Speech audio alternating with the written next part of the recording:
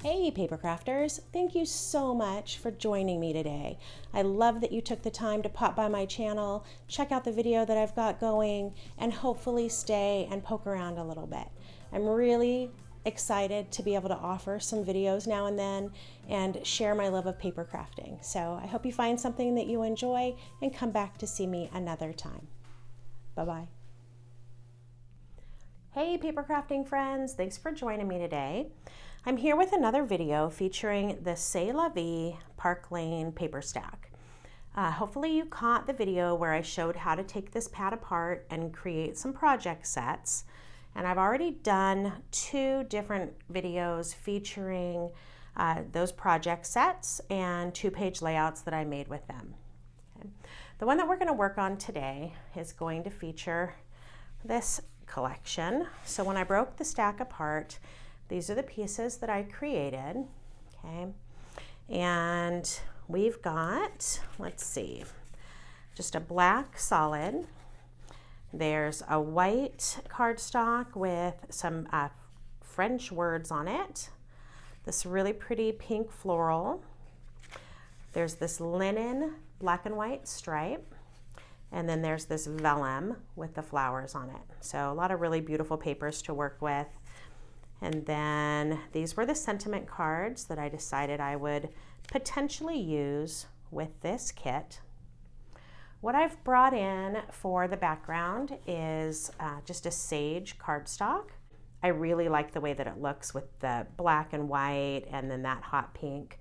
So I'm hoping that this all comes together well. I think it's going to be a nice assortment. Let me pull these off just so I can show you the back sides real quick. I can't even remember what's back there. So we've got a geometric, kind of a gray, and then this peach. I cannot see this peach coming in this time, just because I'm really focusing on these bolder colors today. So let me get the layout kind of figured out so that you can see what I'm going to do with some templates, and then we'll get busy making some paper choices.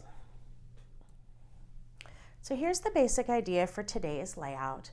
We're going to be featuring the Jason Lane border set, and I actually pulled 2 different ones out of that set.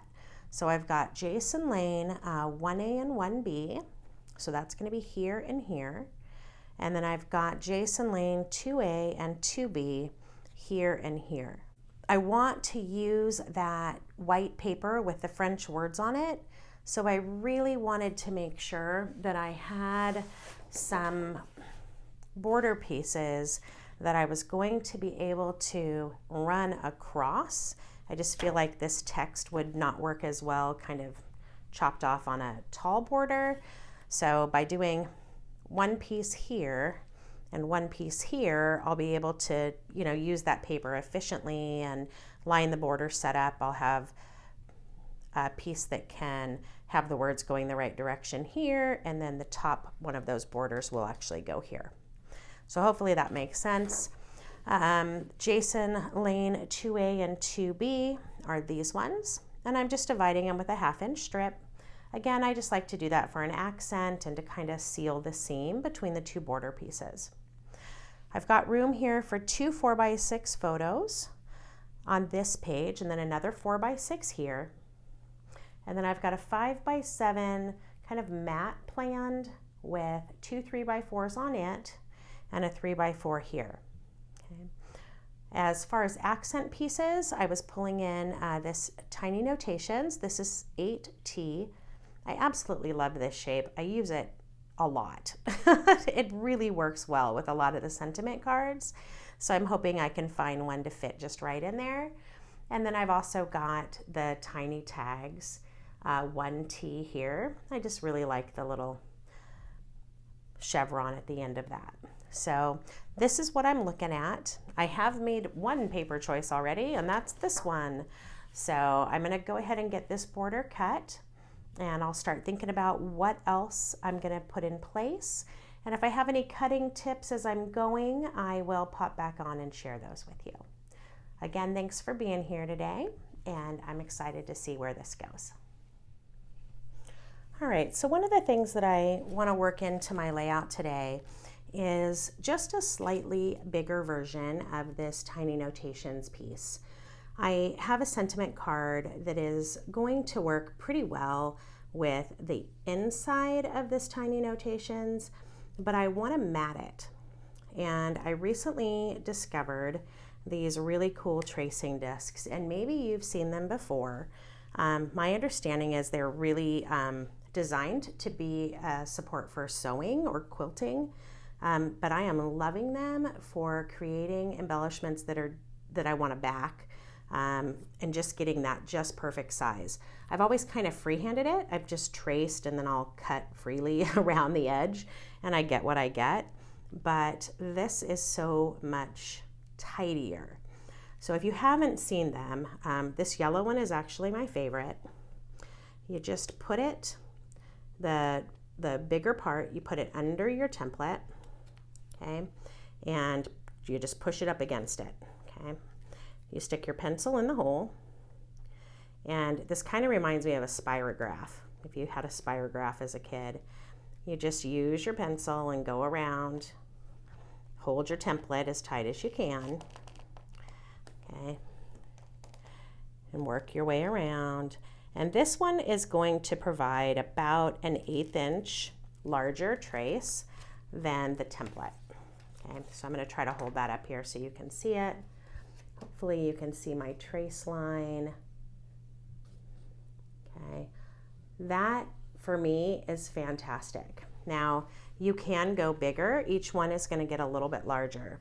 I have not seen these sold individually. I was able to get these as a set through another creative partner. Her name is Stacy Shuck, and she has a really fun Etsy shop. So I will link that shop in the description of this video just in case this is something that you're interested in. It's always fun to support another person, and she has been doing some really great work on YouTube too. So, alrighty. The other piece that I'm going to create today is using this Tiny Tags 1T. I want to use this little smile part of this embellishment card and just have the ends kind of here, right? So I'm going to line it up with the edge, cut it here, which is easy peasy. You guys have got this. What's going to leave me is this really great striped paper. And I think I'm going to use a little bit of this to create just a partial tag. I'm not going to use the whole thing, but I think I'm going to just trace the end of this, maybe here. I could do it right next to each other probably, or one here, because I want those to be poking out behind something else, and I'll share that with you as I put it together. But hopefully those couple of tips just get your wheels turning and thinking about how you can use all these fun tools. So let me bring that layout back and I'll get the paper choices all settled. I am really excited with how this came together. I really love it, and I hope that you do too. I ended up deciding to go with the back side of that pink floral for this border. I think that this is such a fun kind of just geometric border. It's bold, and I don't know, I just think it's really beautiful. So I'm going to go ahead and do that one there. And then for the Jason Lane 1A and 1B, I told you I was using the French words.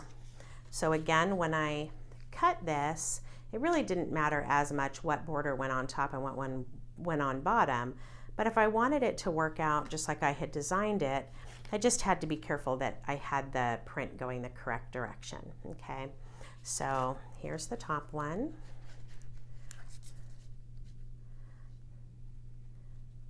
And the one for down here. Okay. I wanted something to separate those, and I kind of had a hard time making a choice. I'm going to hold off and I'll show you what I ended up deciding in just a minute. To go for the 5x7 mat behind these photos, I ended up using this beautiful vellum, okay?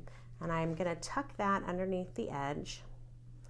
And that vellum is just gorgeous, and the flowers on it are so pretty. It all ties together really nicely.